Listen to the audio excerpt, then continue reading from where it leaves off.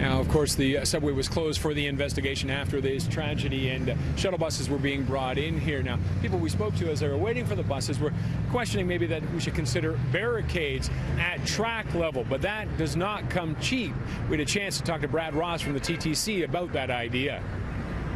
It's something that other transit systems around the world do. Usually newer systems use them, or a new line, for example, would install them because you sort of build them when you build the station.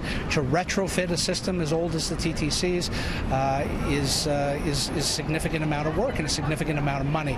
We're doing a feasibility study around what are called platform edge doors. That will come back to the board in around 2020, and that will give us an idea of what we're looking at in terms of the engineering and design challenges and the potential costs. And conservatively, we're up around $1 billion, $1.5 billion ultimately, and those are decisions that are going to have to be made by others at that time. And that's a conservative estimate. It is. It is a conservative estimate because the platforms all need to be reinforced. There's all sorts of then technology that needs to be installed on the platform. Then the doors themselves and automatic train control. You need automatic train control to ensure that the trains themselves line up with precision on the platform with those doors when they open. Anybody who's ever traveled the world may have seen them, or the people mover at an airport, for example, uses platform edge doors, and that basically keeps people off the track. It also keeps debris off the track. There's a number of benefits in addition, of course, to saving lives that platform edge doors give us. Is there the possibility that maybe certain stops, like the Yonge and Bloor, are one of the busiest anywhere, retrofitted in just those ones?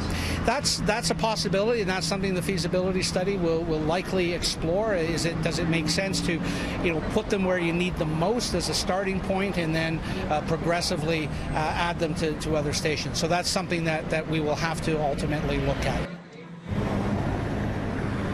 And if something like this were to be approved, it could be years, if not decades away. Coming up, we'll talk to some people and get their thoughts on how they approach a subway now with the incident that happened today.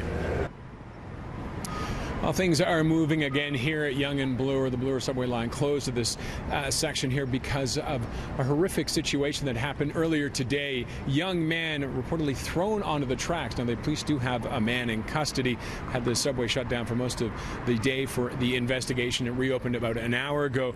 Many people we were speaking to who were waiting for the bus here were talking about barriers or barricades. Now, thankfully, it's a rare incident, but some of them would like to see them considered at least.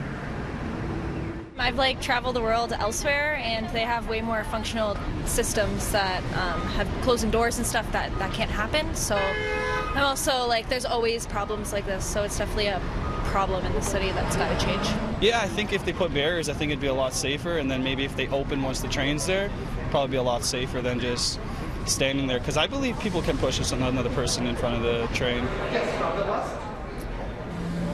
Now, police do have one man in custody, as I mentioned. So far, though, no charges.